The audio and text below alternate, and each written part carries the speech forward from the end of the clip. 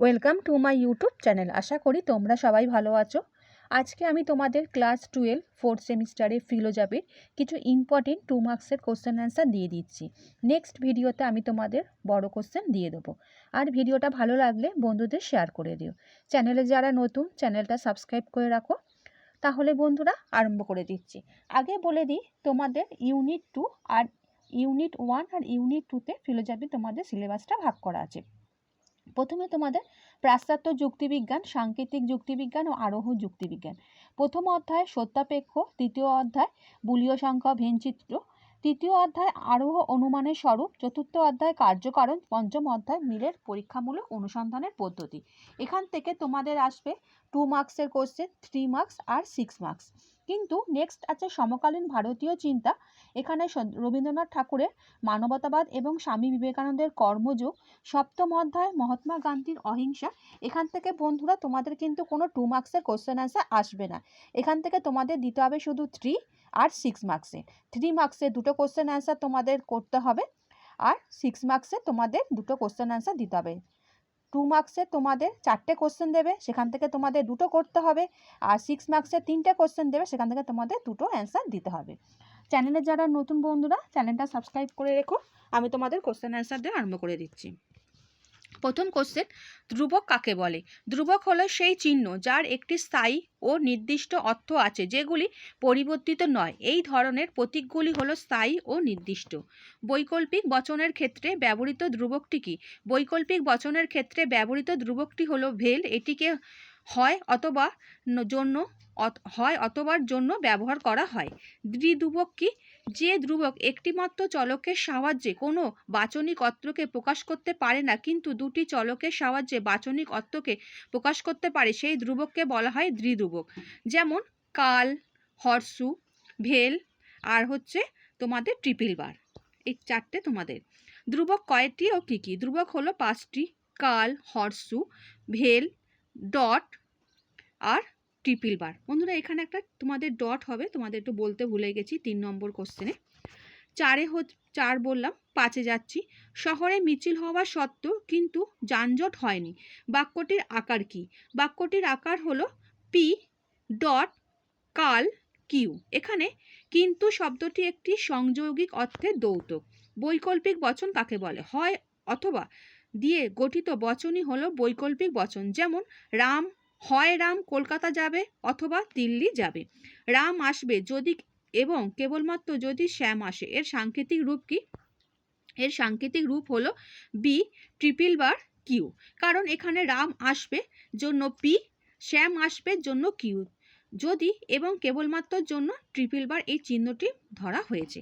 বৃষ্টি না পড়লে মাটি ভিজবে। এর প্রতীকী রূপ কি? এর প্রতীকী রূপ হলো কাল, পি, হর্ষু, কিউ। সংযৌগিক বচন কখন সত্য হয়? সংযৌগিক বচন কখন মিথ্যা হয়? যখন সমস্ত সংযৌগিকগুলি সত্য হয় তখন সংযৌগিক বচন সত্য হয়। যখন কমপক্ষে একটি সংযৌগিক মিথ্যা হয় তখন সংযৌগিক বচন মিথ্যা হয়। নেক্সট 10 নম্বর কোশ্চেন, আপত্তিক বচনাকার কি রূপ? পি, হর্ষু, কিউ এর আপত্তিক বচনাকার। এই ধরনের বচনাকার কোনো কোনো সময় সত্য, আবার কোনো কোনো সময় মিথ্যা হয়। যুক্তিবিজ্ঞানের সংকেত ব্যবহারে দুটি সুবিধা উল্লেখ করো। যুক্তিবিজ্ঞানের সংকেত ব্যবহারে দুটি সুবিধা হলো প্রকাশিত চিন্তা সম্পর্কে সঠিক জ্ঞান বা ধারণা লাভ করা, প্রকাশিত চিন্তার বহু অর্থকে পরিহার করা। একটি বৈকল্পিক বচনে সর্বনিম্ন ও সর্বাধিক কয়টি বিকল্প থাকতে পারে?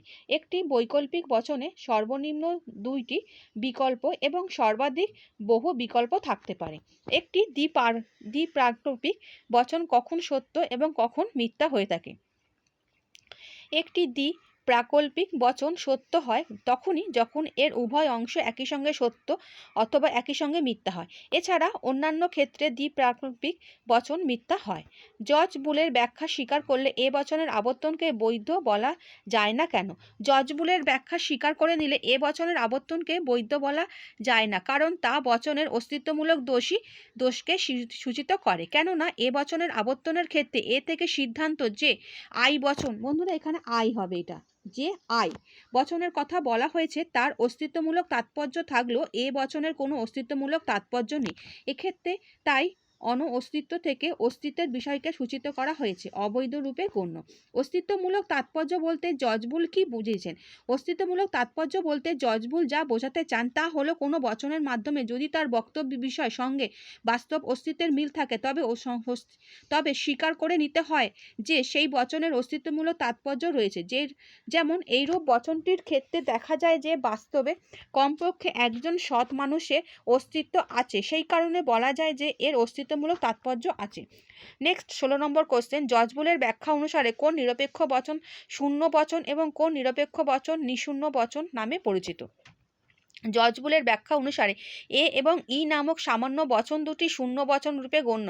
আই বচন ও বচন দুটি নিঃশূন্য বচন রূপে গ্রাহ্য। কারণ সামান্য বচনে কোনো অস্তিত্বমূলক তাৎপর্য না থাকলেও বিশেষ বচনের অস্তিত্বমূলক তাৎপর্য আছে। জজবুলের ভাষ্য স্বীকার করে নিলে নিরপেক্ষ বচন শূন্য কোন মূর্তি অবৈধ হয়ে থাকে। জজবুলের ভাষ্য স্বীকার করে নিলে নিরপেক্ষ বচনে শূন্য কোনো মূর্তি বাধ্য হয়ে থাকে। জজবুলের ভাষ্য স্বীকার করে নিলে নিম্নের মূর্তিগুলি অবৈধ হয়। তৃতীয় সংস্থানের এই মূর্তি, তৃতীয় এবং চতুর্থ তোমাদের দুটো মূর্তি দেয়া আছে, একটু দেখে নাও। নেক্সট যাচ্ছি, এস উদ্দেশ্য এবং পি বিধেয়যুক্ত চারটি নিরপেক্ষ বচনের বুলীয় ভাষ্য উল্লেখ করো। এস উদ্দেশ্য এবং পি বিধেয়যুক্ত চারটি নিরপেক্ষ বচনের বুলীয় ভাষ্য। সকল এস হয় পি এর বুলীয় ভাষ্য হলো এ কি হবে, এস তোমাদের বন্ধুরা পি এর ওপর বারটা হবে, ওটা হয়নি বলে আমি তোমাদের পাশে লিখে দিয়েছি, তোমরা পি এর ওপরে বারটা দেবে। ইকুয়াল টু 0 কোনো এস নয় পি এর বুলীয় ভাষ্য হলো ই, ইতে কি হবে এসপি ইকুয়াল টু 0। কোনো এস হয় পি এর বুলীয় ভাষ্য কি আইতে হবে এসপি নট ইকুয়াল টু 0। কোনো এস নয় পি এর বুলীয় ভাষ্য কি ওতে যাচ্ছি, এস এর ওপরে আবার তোমাদের পি এর ওপরে তোমাদের ওপরে একটা বার চিহ্ন দিয়ে দেবে, দিয়ে নট ইকুয়াল টু 0। এটা বন্ধুরা আমি দিতে পারিনি, ওই জন্য তোমাদের এটা আমি বলে দিয়েছি। নেক্সট 19 নম্বর কোশ্চেনে আরোহ অনুমানের দুইটি বিশেষ লক্ষণ কি? আরোহ অনুমানের দুটি বিশেষ লক্ষণ হলো সামান্যীকরণ যোগ্যতা, প্রত্যক্ষ বিষয় অতিক্রমণ। কারণ এই ধরনের অনুমান প্রত্যক্ষ বিষয়কে অতিক্রম করা সামান্য সত্য প্রতিষ্ঠা করে। নেক্সট 20 নম্বর কোশ্চেন, রাম হয় মরণশীল, শ্যাম হয় মরণশীল, রহিম হয় মরণশীল, সুতরাং সকল মানুষ হয় মরণশীল। এটি কোন ধরনের যুক্তি? প্রদত্ত যুক্তিটি একটি আরোহ যুক্তি, কারণ এখানে কতগুলি বিশেষ দৃষ্টান্তের ওপর ভিত্তি করে সিদ্ধান্ত একটি সামান্য বা সার্বিক বচন প্রতিষ্ঠা করা হয়েছে। যুক্তিবাক্য দ্বারা সিদ্ধান্তের অপ্রসক্তি যোগ্যতা কোন যুক্তির লক্ষণ? যুক্তিবাক্য দ্বারা সিদ্ধান্তের অপ্রসক্তি যোগ্যতা হলো আরোহ যুক্তির লক্ষণ, কারণ এইরূপ যুক্তিবাক্য কখনোই সিদ্ধান্তকে প্রসক্ত করে না। আরোহ অনুমানের প্রয়োজনীয়তা কোথায়? আরোহ অনুমানের প্রয়োজনীয়তা হলো তা অবরোহ অনুমানের সূত্রপাত রূপে গণ্য, যা তার ভিত্তিটিকে প্রতিষ্ঠিত করে। আরোহ অনুমানের দ্বারা প্রতিষ্ঠিত সিদ্ধান্তটিকে না পেলে আরোহ অনুমান কখনোই এক পাও এগিয়ে যেতে পারে না। নেক্সট যাচ্ছি, অবৈজ্ঞানিক আরোহ অনুমানের কি মূল্যহীন বলা যায়? অবৈজ্ঞানিক আরোহ অনুমানের মূল ভিত্তি হলো অবাধ অভিজ্ঞতা। আরোহ অনুমানের ক্ষেত্রে যার একটি গুরুত্বপূর্ণ ভূমিকা আছে, সেই কারণে অবৈজ্ঞানিক আরোহ অনুমানের কখনোই মূল্যহীন বলা যায় না। বহু কারণবাদ শব্দটির অর্থ কী? বহু কারণবাদ শব্দটির অর্থ হলো একই কার্যের বহু কারণ আছে, অর্থাৎ একাধিক কারণের মাধ্যমে একটি কার্য সংগঠিত হতে পারে। বিষপান হলো মৃত্যুর কারণ। এক্ষেত্রে কারণ কথাটির কোন অর্থে ব্যবহৃত হয়েছে? এক্ষেত্রে কারণ কথাটি অপর্যাপ্ত সত্য অর্থে ব্যবহৃত হয়েছে, কারণ বিষপান করলে মৃত্যু নামক ঘটনাটি ঘটতে পারে। বহু কারণ সমন্বয় কি? একাধিক কারণ একই সঙ্গে মিলে যখন একটি কার্যকে উৎপন্ন করে তখন তাকে বলা হয় বহু কারণ সমন্বয়। যেমন জল উৎপন্ন হওয়ার ক্ষেত্রে কারণ রূপে হাইড্রোজেন ও অক্সিজেনের সমন্বয়ের কথা বলা হয়। কারণ ও সত্যের মধ্যে সত্যের মূল পার্থক্য কি? কারণ ও সত্যের মূল পার্থক্য হলো কারণ হলো একটি সমগ্র ঘটনা, কিন্তু সত্য হলো একটি অংশ মাত্র।